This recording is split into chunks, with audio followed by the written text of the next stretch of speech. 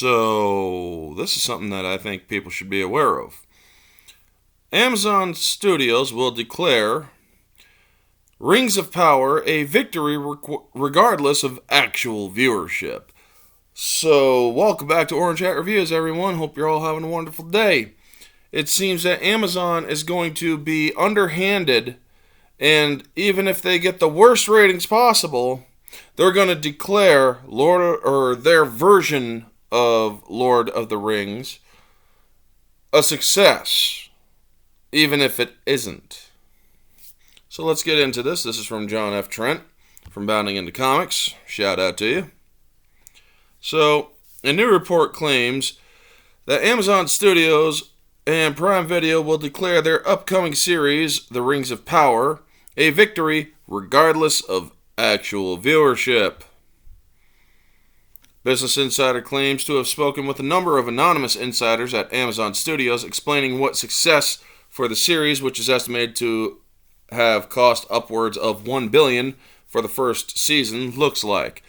In the report, writers Elaine Lowe, Eugene Kim, Alison Brower assert word from those who've seen the episodes is positive, and several industry insiders predicted to Insider that Amazon will find a way, regardless of actual viewership, to sound the trumpets of victory. So, one of the anonymous insiders, described as a former senior Amazon Studios executive, also told them the reason why it's going to succeed is because the executives at Amazon need it to succeed. If it doesn't succeed, there's going to be a big question from Amazon's chief executive officer, Andy Jassy, and the board. The alleged executive added, "If we can't take this piece of IP and make it successful, why is Amazon Studios even here? It has to succeed. There's no option." Well, I agree. But here's the thing. You should have respected Tolkien's work. You should have got the proper rights to the proper material, and you should have adapted it the way that it was meant to be adapted. You shouldn't have put identity politics in it. You shouldn't have race-bent characters. You shouldn't have created characters that didn't exist, and you should have stuck to the timeline. But anyway, let's continue forward. Another insider indicated that the show has to outperform other Amazon Studios and Prime Video offerings, telling the outlet, if it's not the highest performing thing Amazon has ever done, it's a failure. It will be a failure. Once people see the first episode, chances are you're going to get the normal people out there who aren't real fans. They just like it because it's Lord of the Rings, or it says Lord of the Rings, rather, because it's not Lord of the Rings. They're going to watch it all the way through. I know a couple of friends of mine who are casual goers who are going to watch it, unfortunately, despite all the evidence to the contrary that they literally are kind of idiots to actually watch it. Because people who actually care about this stuff have already been called out for being bigots and whatnot, even though we aren't. The insider added the caveat, but the outside world may not ever know. Well, guess what? We know now. So, the second insider also warned that the entertainment landscape overall is perilous. We've already been living in this distorted entertainment environment where everybody's a winner and nobody makes money. Amazon and Apple are not independently financially accountable. Disney Plus is a loss leader. Peacock is a loss leader. Paramount Plus is a loss leader. That's happening without everyone making a bunch of Lord of the Rings, and they're already feeling the strain. I don't think anybody can sustain a heartbeat where Lord of the Rings or House of the Dragon are the new normal. This insider further asserted there's no business in that.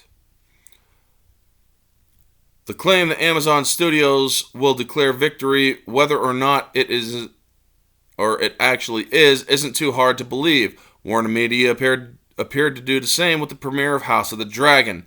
The studio claimed that the debut episode was watched by a little less than 10 million viewers, to be exact, and touted it as the largest audience for any new original series in the history of HBO.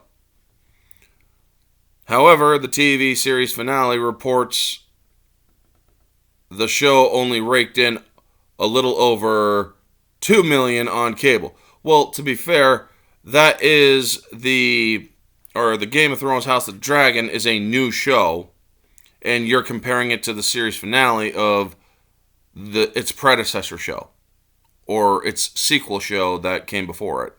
So that's not really a fair observation. The outlet previously reported that the series finale of Game of Thrones brought in 13.613 million viewers, and the entire final season averaged 11.992 million viewers. Well, okay, so, yeah. The outlet reported that's the series finale, yeah. On top of the massive discrepancy between viewing numbers reported by TV series finale, USA Today previously reported on the Game of Thrones finale was watched by over 19.3 million viewers overall, after factoring in HBO Go and HBO Now. Well, here's the thing. Again, these are kind of unfair because they said that over 10 million for a new show. So yes, I will call that out as kind of weird that they make these comparisons. The supposed victory of House of the Dragon looks even more dismal when you factor in Entertainment's weekly report that claimed HBO informed them that the season is averaging more than 44.2 million viewers once all forms of viewing are counted. Warner Media isn't the only one who continues to try and tout success, even though they might be marginal or even bad performers. The Walt Disney Company touted their premiere viewership numbers for Kenobi, only to see them fall off a cliff by the 6th and final episode debuted. Ewan McGregor raved about the show's premiere viewership, saying, "This weekend, Star Wars fans made Obi-Wan Kenobi the most viewed or watched Disney Plus original series premiere of all time. For that, I would say a big thank you. It just goes to show what this family can do when we all pull together." Yada, yada, yada. The premiere did indeed have the most watch time via minutes for Disney Plus original series, as Nielsen reported. That the show's first 3 episodes raked in 958 million minutes viewed. However, by the show's 6th and final episode, which was released on June 22nd, Nielsen reported that for the week of June 26th, the series, and in its entirety, had brought in only 860 million minutes viewed. People were tuning out of Obi-Wan rather than tuning in. Which, yes, this is a very apt description. A week later, Obi-Wan Kenobi wasn't even on Nielsen's top 10 list for streaming series. Netflix Ozark placed 10th with only 330 million views or minutes viewed. That means Obi-Wan Kenobi had less than 330 million minutes viewed a week after its season finale.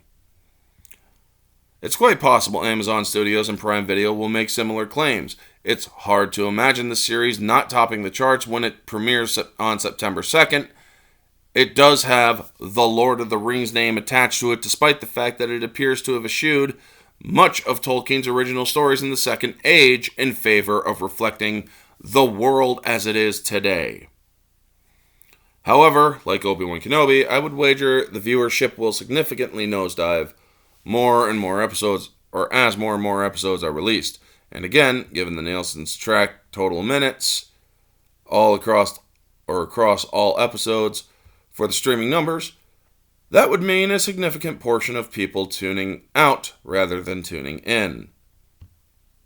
What do you make of this report? Do you think Amazon Studios will engage in shenanigans to declare the series a victory, even if it's not? Yes, I do, because honestly, that's how big businesses work. They will not